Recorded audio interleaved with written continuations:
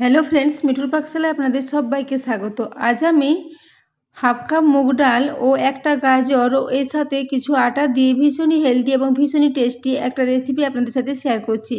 এর জন্য প্রথমে একটা পাত্র নিয়ে নিয়েছি, তাতে মেজারিং কাপ মেপে হাফ কাপ পরিমাণে এখানে মুগ ডাল নিয়েছি। মুগ ডালটাকে দিয়ে খুব ভালো করে জল বদলে পরিষ্কার করে ধুয়ে নেব। তো এই জন্য ডালটাকে 3 থেকে 4 বার জল বদলে খুব ভালো করে একটু ধুয়ে নিয়েছি। এরপর একটা প্রেসার কুকার নিয়ে নিয়েছি। প্রেসার কুকারের মধ্যে সমস্ত ডালটা দিয়ে দিচ্ছি। পুরো ডালটা এখানে দিয়ে দেব। তারপর এখানে পরিমাণ মতো জল দিয়ে ডালটাকে একটু সেদ্ধ করে নিতে হবে। তো ওই জন্য দেখুন ডালটা পুরো দিয়ে দিয়েছি। এরপর এখানে মেজারিং কাপ মেপে প্রায় 1.5 কাপ পরিমাণে জল দিয়ে দিচ্ছি। হাফ কাপ ডালের জন্য এখানে 1.5 কাপ জলের প্রয়োজন।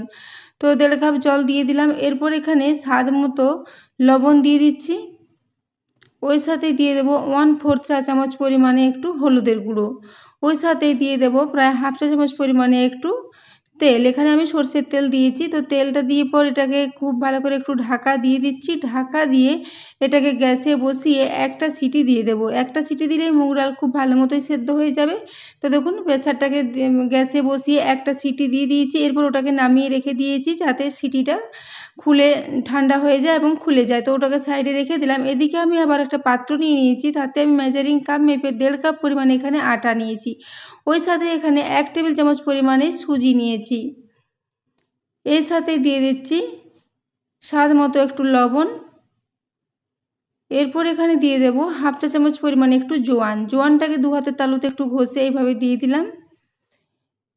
এরপর আমি এখানে একটা বড় সাইজের গাজরকে গ্রেট করে রেখেছিলাম, সেই গাজরটা দিয়ে দিচ্ছি। তো দেখুন এখানে পুরো গাজরটা দিয়ে দিচ্ছি। পুরো গাজরটা দেওয়া হয়ে গেলে এখানে দিয়ে দেব আমি আবারও 1.5 চা চামচ পরিমাণে একটু সাদা অয়েল বা রিফাইন্ড অয়েল। তো দেখুন এই জন্য একটু তেল দিয়ে দিচ্ছি ময়ানের জন্য। তেলটা দিলে এটা খুবই ভালো হবে।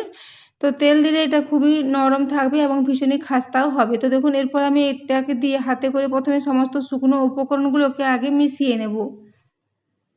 সমস্ত শুকনো উপকরণগুলোকে এইভাবে মেশানো যখন হয়ে যাবে তখন এখানে অল্প অল্প করে জল দিয়ে এর একটা বেশ নরম মতো ডো তৈরি করে নেব। তো দেখুন আগে সমস্ত উপকরণগুলো খুব ভালো করে মিশিয়ে নিয়েছি। এরপর অল্প অল্প করে জল দিয়ে একটা বেশ নরম ডো তৈরি করে নিতে হবে। ডোটা যত নরম হবে রেসিপিটা ততই ভালো হবে। তো ওই জন্য দেখুন অল্প অল্প করে জল দিচ্ছি আর এটাকে খুব ভালো করে মেখে নিচ্ছি। তো বন্ধুরা আজকের এই রেসিপিটা যদি ভালো লেগে থাকে তাহলে অবশ্যই বন্ধুদের সাথে একটু শেয়ার করে দেবেন এবং রেসিপি ভালো লাগলে একটা লাইক করতে ভুলবেন না।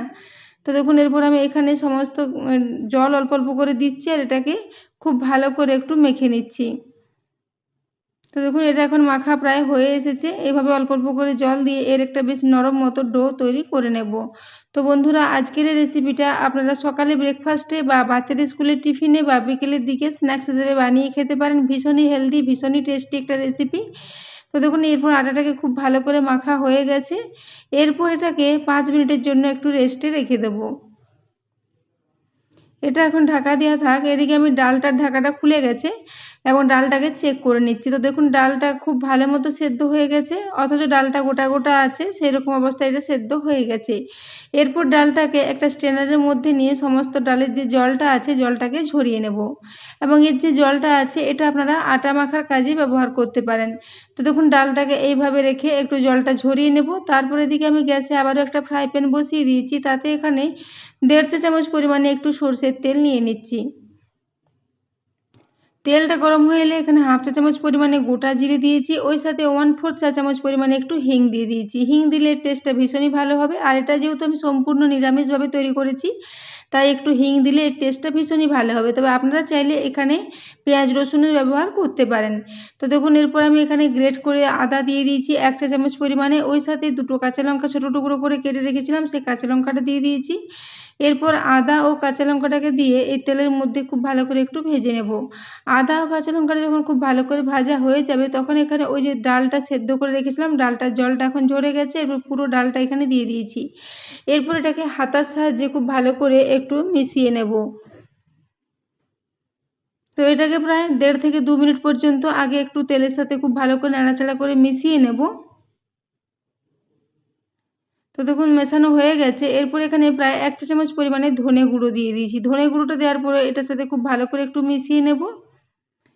এটাকে আবারও প্রায় 2 মিনিট মতো একটু লো টু মিডিয়াম ফ্লেমে রান্না করে নিয়েছি। তো এটা অনেকটাই শুকিয়ে এসেছে এখন ডালের মিশ্রণটা। এরপর এখানে 1/4 চা চামচ পরিমাণে একটু গরম মশলার গুঁড়ো দিয়েছি, ওই সাথে 1 চা চামচ পরিমাণে কসুরি মেথি দিয়ে দিচ্ছি। তবে কসুরি মেথির পরিবর্তে আপনারা এখানে কুচনো ধনেপাতার ব্যবহার করতে পারেন। তো দেখুন এরপর এই গরম মশলা ও কসুরি মেথিটাকে দিয়ে খুব ভালো করে একটু মিশিয়ে নেব। গ্যাসের ফ্লেমটা এখন একদম লোতে রেখেছি, লো ফ্লেমে এটাকে এভাবে একটু খুব ভালো করে মিশিয়ে নেব। তো দেখুন মিশ্রণটা এখন খুব ভালো মতো শুকিয়ে গেছে এবং সমস্ত কিছু খুব ভালো মতো মেশানো হয়ে গেছে। এটা এখন একদমই রেডি। এরপর গ্যাস অফ করে এটাকে একটু নিচে রেখে ঠান্ডা করে নেব।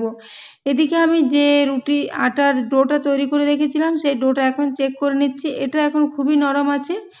তো দেখুন এরপর আমি এটার থেকে খুব ছোট ছোট আকারে কয়েকটা লেচি কেটে নেব।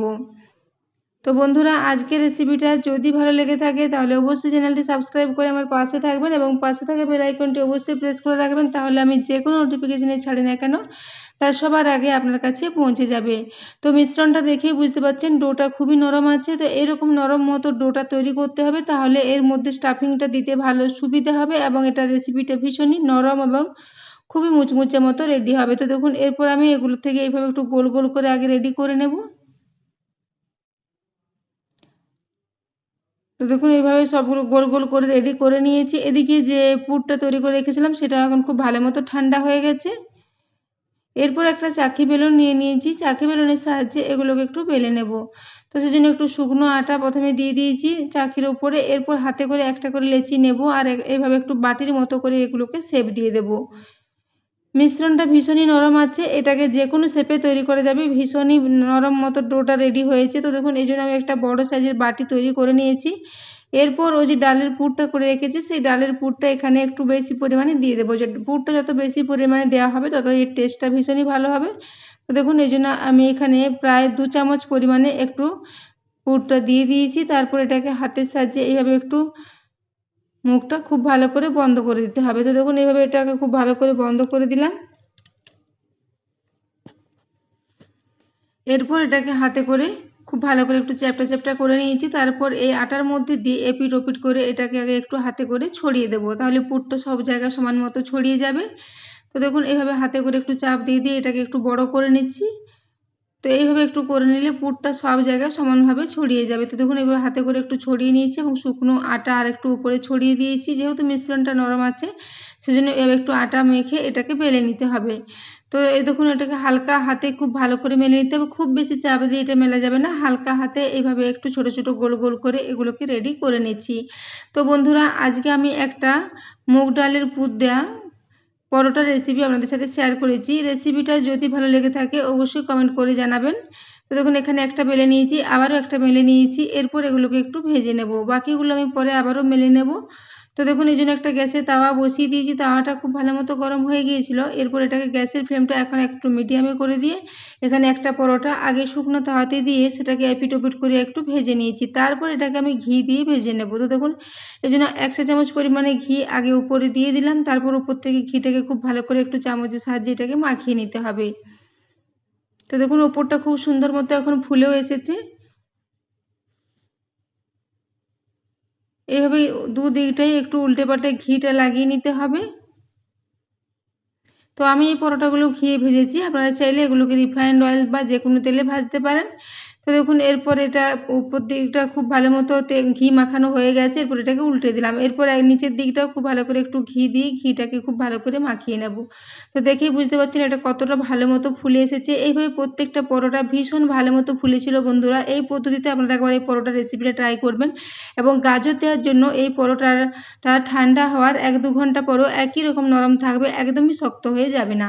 তো দেখুন এরপর আমি দুদিকটাই উল্টে পাল্টে একটু হালকা লাল লাল করে ভেজে নিচ্ছি এবং পরোটাটা খুবই সুন্দর মতো ফুলেছিল এবং খুবই মুচমুচে মতো রেডি হয়েছিল। তো দেখুন এখানে একটা পরোটা আমার ভাজা হয়ে গেছে, এরপর এটাকে তুলে নিলাম প্লেটে।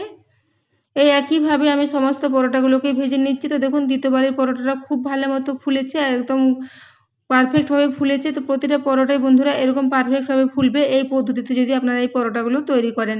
তো দেখুন এরপর আমি সবগুলোই ভেজে নিয়েছি, তারপর এগুলোকে প্লেটের মধ্যে নিয়ে একে একে সার্ভ করে দিচ্ছি। তো বন্ধুরা এই পরোটাগুলোকে আপনারা যে কোনো চাটনির সাথে সার্ভ করতে পারেন, টমেটোর চাটনি, বাদামের চাটনি বা বাড়িতে থাকা টক দইয়ের সাথেও এটাকে সার্ভ করতে পারেন। ভীষণই হেলদি, ভীষণই টেস্টি একটা রেসিপি। তো এরপর একটা আপনাদের আমি কেটে দেখিয়ে দিচ্ছি। দেখুন প্রত্যেকটা পরোটা ভীষণ ভালো মতো ফুলেছিল এবং ভেতরটা একদম মুগ ডালের পুরে ভর্তি। একটু বেশি পরিমাণে পুরটা দিলে এর টেস্টটা ভীষণই ভালো হবে। তো দেখুন খুব ভালো নরম একদম সফট মতো রেডি হয়েছিল। তো এগুলো আমি সকালে ব্রেকফাস্টে বানিয়েছিলাম। আপনারা এগুলোকে বাচ্চাদের স্কুলের টিফিনে বা বিকেলের দিকেও বানিয়ে খেতে পারেন। ভীষণই টেস্টি রেসিপি। তো দেখুন এরপর একটা আপনাদের দেখিয়ে দিলাম, এরপর আরেকটা দেখিয়ে দিচ্ছি। এগুলো ভীষণই নরম, ভীষণই সফট মতো রেডি হয়েছিল। তো আরেকটা আপনাদের ছিঁড়ে দেখিয়ে দিচ্ছি। এগুলো ভীষণই নরম হয়েছিল, একদম নরম তুলতুলে এগুলো তৈরি হয়েছিল, একটুকুনো চিমড় মতো রেডি হয়নি। তো দেখুন বন্ধুরা এরপর আবারও একটা আপনাদের কেটে দেখিয়ে দিলাম।